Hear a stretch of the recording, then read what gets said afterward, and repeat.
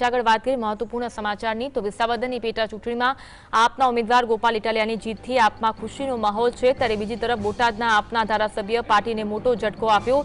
બોટાદના આપના ધારાસભ્ય ઉમેશ મકવાણાએ ગાંધીનગર ખાતે પત્રકાર પરિષદ યોજી આમ આદમી પાર્ટીના દંડક પદેથી રાજીનામું આપ્યું। ઉમેશ મકવાણા છેલ્લા કેટલાક સમયથી આમ આદમી પાર્ટીના કાર્યક્રમોમાં ગેરહાજર રહેતા હતા। દંડક પદેથી રાજીનામું આપ્યા બાદ તેમણે કહ્યું કે કોંગ્રેસ વિપક્ષની ભૂમિકામાં નિષ્ફળ રહી છે। હું આપના કાર્યકર તરીકે કામ કરતો રહીશ અને ધારાસભ્ય પદ છોડવા અંગે પ્રજાને પૂછીને નિર્ણય કરીશ। આપના જાતિવાદી રાજનીતિ કરવાનો આક્ષેપ લગાવ્યો છે। કડીમાં એક રોડ શો થયો, એમાં મારી પણ હાજરી હતી। આતિશીજીનો સંજયસિંહની એક માત્ર સભા થઈ હતી। એ સિવાય કોઈ રિસોર્સિસ નહીં, કોઈ બુથ ઉપર મેનેજમેન્ટ નહીં। આખી જે આમ આદમી પાર્ટીની જે કાંઈ રિસોર્સિસ હતા, જે પ્રદેશના નેતાઓ હતા, દરેક જિલ્લાના જે પદાધિકારીઓ હતા, એ બધા વિસાવદર હતા।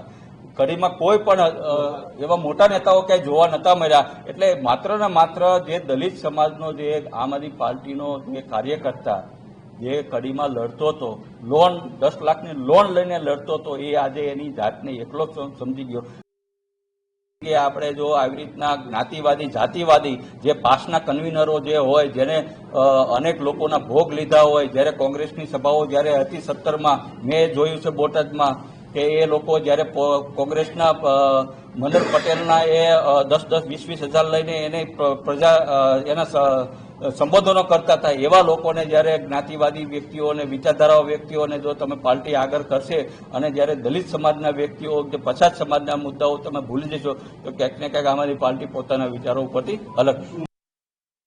વધુ વાત કરીશું, સહયોગી અનિલ અમારી સાથે લાઈવ જોડાયા છે। અનિલ, એક તરફ વિસાવદરની પેટા ચૂંટણીમાં જીત બાદ આપમાં ખુશીનો માહોલ, બીજી તરફ ઉમેશ મકવાણા કે જેમને નરોવા કુંજરવા જેવી પરિસ્થિતિ જોવા મળી રહી છે।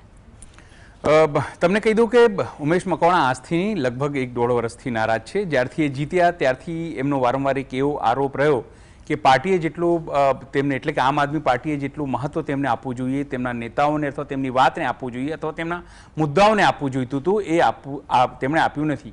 તમને ખ્યાલ હશે લગભગ 1-1.5 મહિના પહેલાં પણ તેમણે એક પ્રેસ કોન્ફરન્સ કરી હતી, કારણ કે એ સમય દરમિયાન પણ વાત ચાલી હતી કે ઉમેશ મકવાણા જે છે તે રાજીનામું આપી શકે છે અને બીજેપીમાં સામેલ થઈ શકે છે।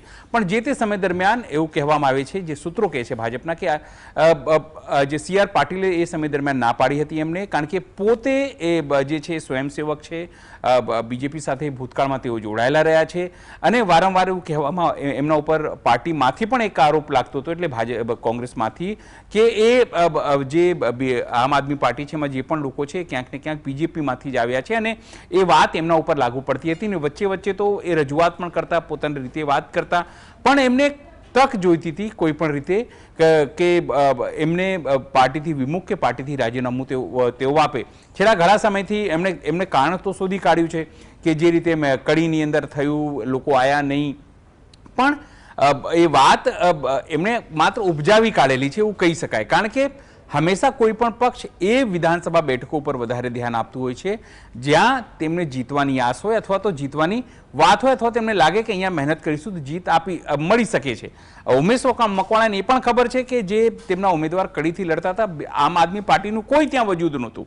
આમ આદમી પાર્ટી ત્યાં માંડ 400-500 કે 1000 વોટ જ જીતી શકે। આતિશી આવે કે એના બદલા કોઈ બીજો વ્યક્તિ પણ ત્યાં પ્રચાર કરે તો આમ આદમી પાર્ટીને કોઈ મોટી સફળતા મળવાની નહોતી, પણ એમને આ કારણ શોધી કાઢ્યું છે કે એમની જોડે અન્યાય થયું છે અથવા તો એની અંદર જે બીજા લોકો છે સવર્ણ વગેરે, એમને ત્યાં સુધી કીધું છે કે સવર્ણ લોકો જે છે એમને ત્યાં વધારે મહત્વ અપાય છે, જે અનુસૂચિત જાતિના લોકો છે કે જનજાતિના લોકો છે એમને મહત્વ નથી અપાતું। પણ એમની વાત પોતે એટલા માટે ખોટી સાબિત થાય છે કારણ કે ચૈતર વસાવા પોતે આદિવાસી વિસ્તારમાંથી આવે છે, એમણે પોતે કામ કર્યું છે, પોતે તમામ વસ્તુઓ કરતા હોય છે। એટલે માત્ર એમને, હું તમને એ પણ કહી દઉં કે એમને ખબર છે કે જો એ રાજીનામા આપે પોતાના પદ ઉપરથી, ધારાસભ્ય પદ ઉપરથી, અત્યારે તો તેઓએ સંગઠન જે આમ આદમી પાર્ટીનું છે અને જે ધારાસભામાં દંડક પદ હતું તેમના ઉપરથી તેઓ રાજીનામું આપ્યું છે। જો તેઓ ધારાસભ્ય પદેથી રાજીનામું આપે તેમને ખબર છે કે ફરી જીતી શકે એવી સ્થિતિમાં નથી, કારણ કે એમના લોકો જે તમે ભૂપત ભાયણીની હાલ તમે જોઈ શકો છો કે એમને ટિકિટ પણ ના મળી, બીજેપીમાં સામેલ થયા તો પણ, અને ભાજપ ત્યાં હારી ગઈ છે। ભૂતકાળમાં કોંગ્રેસના અનેક લોકો શંકરસિંહ વાઘેલાના સમયમાં કોંગ્રેસમાંથી તૂટ્યા અને ભાજપમાં સામેલ થયા, ટિકિટ લીધી અને તેઓ હારી ગયા। આજે પણ સ્થિતિ એ જ છે કે જો તમે ત્યાં રાજીનામું આપો અને તમે હારી જાઓ તો તમે ક્યાંય ન રહો। એટલે એ સ્થિતિ એમને ખબર છે, એટલા માટે તેમણે માત્ર આમ આદમી પાર્ટી કહેવા પૂરતું એમને રાજીનામું આપ્યું છે. મન તો એમનું ભાજપ સાથે પહેલાથી જ છે, એ વાત આમ આદમી પાર્ટીના લોકો જાણતા હતા અને એટલા માટે જ એમનાથી દૂરી બનાવવાની જે કામ છે એ પહેલાથી ચાલુ થઈ ગઈ હતી. એટલે એમનું રાજીનામું ન આપવું એ બીજેપીનું જે એક જે ગોઠવેલી રણનીતિ કે શતરંજ છે એનો એક ભાગ છે. આભાર અનિલ, જોડાવા માટે અને માહિતી આપવા માટે.